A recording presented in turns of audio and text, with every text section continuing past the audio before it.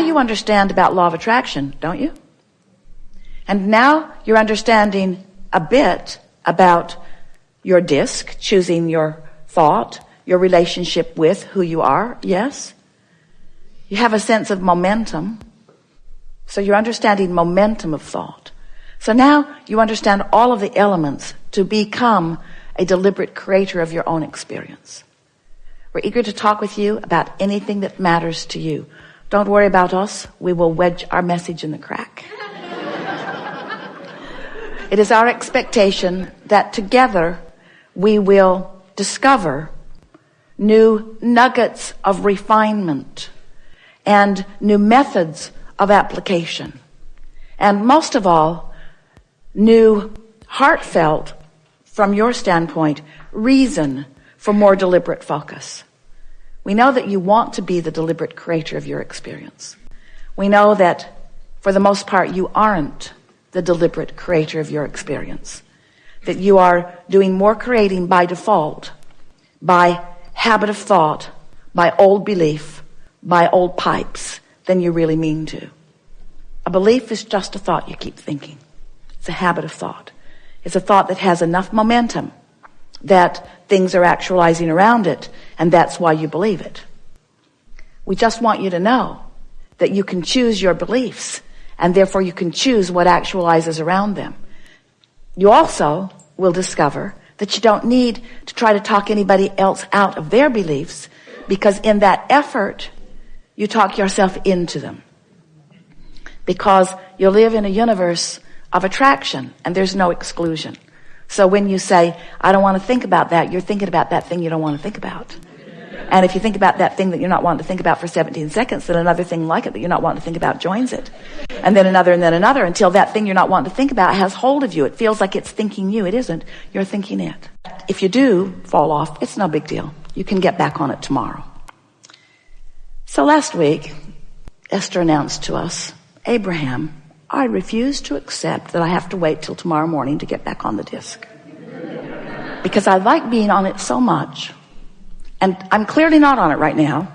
For all of the obvious reasons, because you saw what happened. It was wrong what they said, what they did, how it turned out. Wrong. But I refuse to accept that I have to wait clear until tomorrow morning to get back on it. I'm going to meditate and clear my mind. Worked really good. I'm going to find some way of distracting myself. I'm going to find a way of slowing the momentum of unwanted things while I speed the momentum of wanted things. And this is the last piece of this opening that we want you to hear from us. Make no effort at slowing negative momentum, because it just speeds it. Because this is a universe of inclusion. There's no exclusion. It's all about attraction. So when you're not going to think about that thing that you're thinking about, then you're thinking about that thing you're not going to think about. And as you're thinking about that thing you're not going to think about, you're thinking about that thing you're not going to think about. And the momentum is getting stronger and stronger and stronger. And you're feeling worse and worse and worse and getting all animated about the injustice of what you're feeling. They just don't want me to win, you exclaim. And we want you to understand that it's all about what you're doing. And when it doesn't feel good, just lay as low as you can lay, as fast as you can do it. So rather than trying to stop negative momentum, your work, this is your assignment for the rest of your life. We never give homework, but today we're going to. Find ways to get positive momentum going. That's it. That's your work. Get on the disc. Stay there as long as you can. If you fall off, no big deal. Get back on as quickly as you can. If you fall off, no big deal. Get back on. Until what will begin to happen is you'll have enough positive momentum that you'll begin feeling what the true power of influence is that we've been talking about. If you're having a no good, very bad day, Esther will say, clearly, I'm on the ornery disc. And I can tell I'm on there because there's ornery people all around me. Or I'm on the defensive disc. And your tendency, Esther's too, is to want to blame the other ornery people. Because if they weren't there with her and being ornery, she'd feel a lot better. But we want her and all of you to understand she met them there. She met them there. It's like going to the Henri meeting. Where's the Henri meeting? Where's the Henri meeting? I want to meet new Henri friends. Like to be flipped off by different people in traffic today than usual. So when you begin to accept that you chose the disc and that they just met you there, it sort of takes the sting out of what they're doing, what it feels like they're doing to you, especially when you begin to accept that you have the choice of what disc you're on. And today, we think you understand it more clearly than ever before, that you have a choice of what disc you get on, and the earlier you choose it, the better chance you have of choosing the one you mean to choose. And eventually, and we're talking about a matter of a few days and weeks, you're going to predominantly be there. And when you start hanging out in that high-flying, good-feeling vibration, and you not only have the benefit of feeling good and breathing more deeply and feeling that fantastic feeling of eagerness coursing through you, but you also then begin to realize the benefit of the wonderful ideas that are flowing to you and the really good timing you have and the rendezvousing with all kinds of wonderful things. And the evidence of your disc is all around you. No matter what disc it is, the evidence of it is all around you. Then you'll begin to understand the invincible you. You'll begin to understand that you are the creator of your own reality. You'll begin to understand you always have been and you always will be, but you'll begin to exercise more deliberate control. And you'll find yourself, this is the biggest benefit of all. You'll find yourself not spending all of that time, how much time you can spend, trying to explain something to somebody who's not on your disc. You ever been flying high and somebody else isn't and you're trying to explain to them? They don't get it, do they? So you just crawl right down on their disc with them so that they can understand it, and then, are you ever mad at them that you're down there on that disc with them? You'll get so much time back because you begin to understand that it's not a language barrier. It's not a cultural barrier. It's a vibrational barrier. Stop trying to explain stuff to people that they have no way of understanding. Instead, pick your disc, rendezvous with those that do understand, and have a really good time.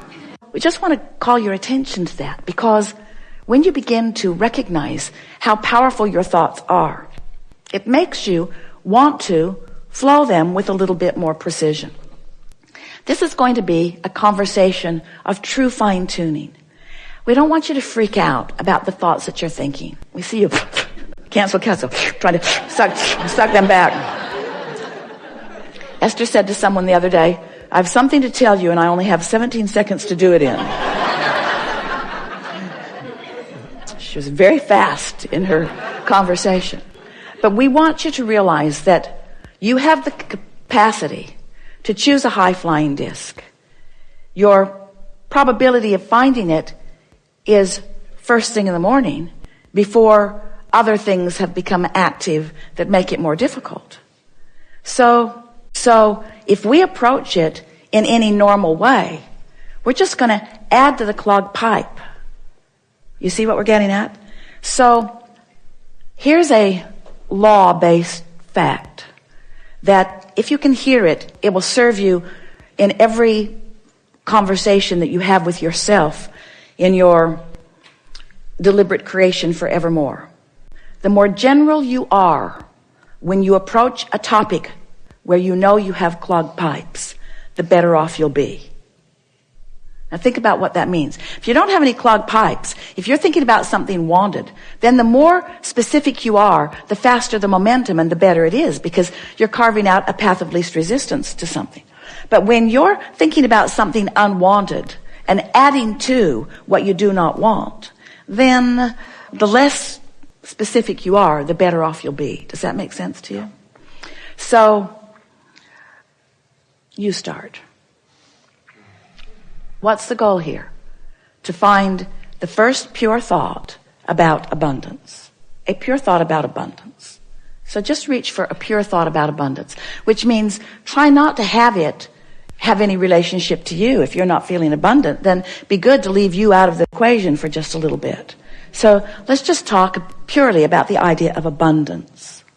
If you've been following us for a while, we've been talking to you about your emotions and what they mean. You heard us today say that negative emotion means you've got a vibration going on that you're not up to speed with. And that positive emotion means you've got a vibration going on in your vortex that you are up to speed with. So today we want you to contemplate that these emotions, which go all the way from appreciation and love and ecstasy, passion, fulfillment, love, that feeling of invincibility, that feeling of eagerness for life, you know how that feels, all the way down to despair, to a feeling of fear, to a feeling of disempowerment, to a feeling that they don't want me to win, that feeling of having no control of your life. And of course, there's every imaginable emotional word or feeling in between all of that. So now we want you to realize that you are a vibrational being and that you've got a momentum going. So we'd like you to envision this spinning disc, this pure, positive energy disc, this high-flying, good-feeling point of attraction that somehow, some way, you've managed to get on. And we want to say to you, it's pretty easy first thing in the day before something happens, before you read your email, or before you see another person who is irritating, or before you start remembering what went wrong yesterday. In other words, you can get on that high-flying disc pretty easily because you wake up there, and if you don't do that thing you usually do that causes you to choose a lower disc, then there you fly for a little while. And we want you to just speculate the kinds of magnificent things that you have incrementally put into your vortex of creation that will now flow seamlessly, effortlessly, quickly through the path of least resistance into your spinning grid, into that high-flying, good-feeling grid. Esther's been having a lot of fun with this visual because she's discovered that if she cares about getting on it, she most always does. And if she cares about staying on it, then she's mindful of the 17-second scenarios that might take her from it. And she's also become really good at what we were offering to you earlier about if she's falling and the momentum is strong, don't beat up on Esther about it. Don't beat up on yourself. Just take the fall and set forth the intention that tomorrow you're going to get back on it.